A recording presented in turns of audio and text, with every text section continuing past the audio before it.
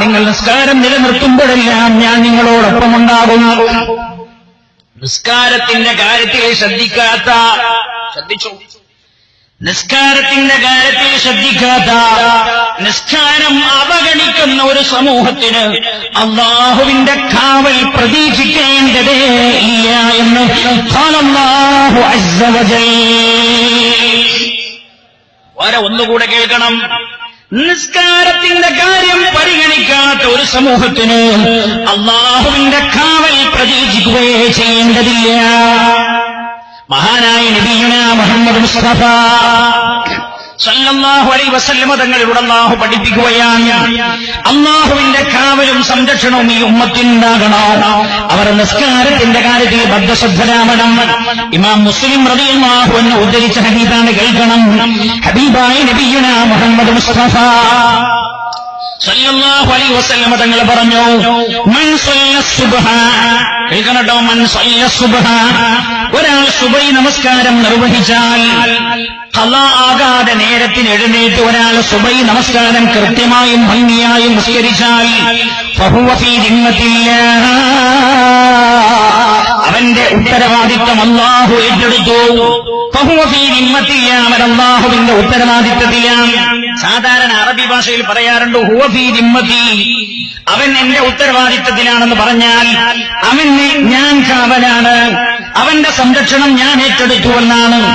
മൻ സ്വല്ല സുബ്ഹ, ഒരാൾ സുബഹി നമസ്കരിച്ചാൽ, ഫഹുവ ഫീ ദിമ്മത്തില്ലാഹ്, അവന്റെ സംരക്ഷണം, അവന്റെ കാവൽ ഫീ ദിമ്മത്തില്ലാഹ്, രാജാതിരാജനായ അല്ലാഹു ഏറ്റെടുക്കുമെന്ന് ഹബീബായ നബിയുനാ റസൂലുള്ളാഹി സല്ലല്ലാഹു അലൈഹി വസല്ലം.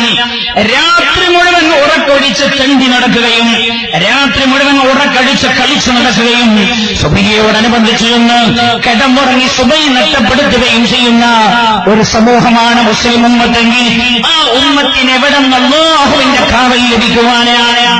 ഈ ഒരു സ്വഭാവക്കാരാണ് അറബികളെങ്കിൽ അവർ അല്ലാഹുവിന്റെ കാവൽ പ്രതീക്ഷിക്കേണ്ടതില്ല. അവർക്ക് പിന്നെ കാക്കാൻ അമേരിക്കക്കാരൻ വേണ്ടി വരും, അവന് പിന്നെ കാവലേർത്താൻ ചോക്ക് വേണ്ടി വരും, അവന് കാവലേർപ്പെടുത്താൻ പല ആളുകളുടെയും നീതി ആവശ്യമായി വരും. ഈ ഉമ്മത്തിന്റെ ഒന്നാമത്തെ കാവൽ, അല്ലാഹുവിന്റെ കാവൽ ലഭിക്കാനുള്ള ഒന്നാം നിബന്ധന നിസ്കാരമാണെന്ന് നബിയുനാ റസൂലുള്ളാഹി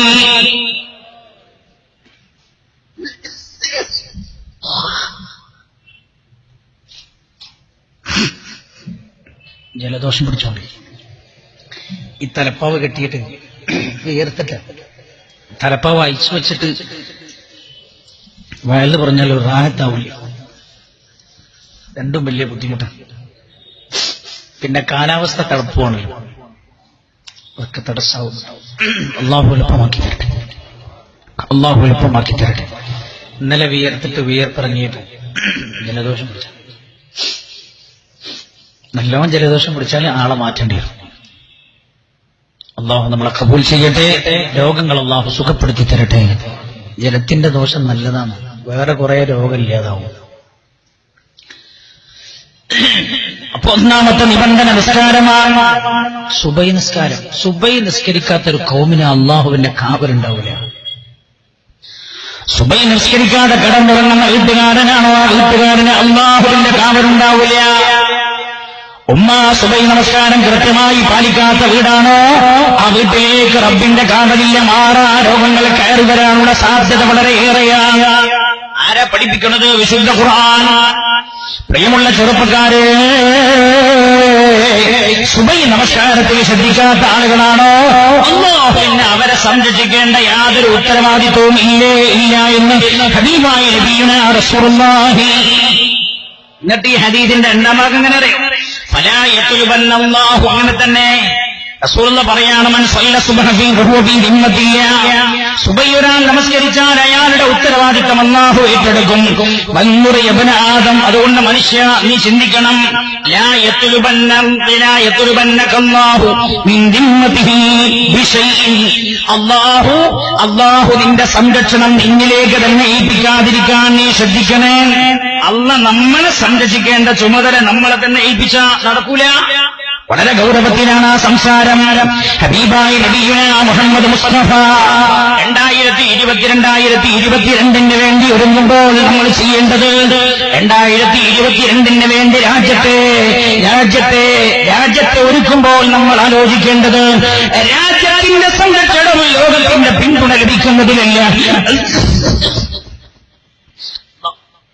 അല്ലാഹുവിന്റെ സംരക്ഷണം ലഭിക്കുന്നതില്ല, രാജാതിരാജനായ അല്ലാഹുവിന്റെ സംരക്ഷണം ലഭിക്കുന്നതില്ല.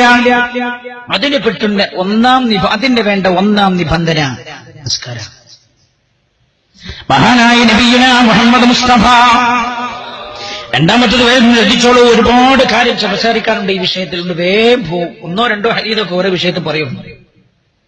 മഹാനായ നബിയുനാ റസൂലുള്ളാഹി സ്വല്ലല്ലാഹു അലൈഹി വസല്ലം തങ്ങൾ പറഞ്ഞു, മൻ തറക സ്വലാത്ത സുബ്ഹി, സുബൈ നമസ്കാരം ഒരാൾ കടഞ്ഞാൽ ബരിഅത്ത് മിൻഹു ദിമ്മത്തുല്ലാഹ്, അയാളിൽ നിന്ന് അല്ലാഹു തന്റെ ഉത്തരവാദിത്തവും കാവലും പിൻവലിച്ചു കളയുന്നതാണ്. സല്ലല്ലാഹു അലാ മുഹമ്മദ് സല്ലല്ലാഹു അലൈഹി വസല്ലം. സല്ലല്ലാഹു അലാ മുഹമ്മദ് സല്ലല്ലാഹു അലൈഹി വസല്ലം. اللهم صل على محمد يا ربي صل عليه وسلم.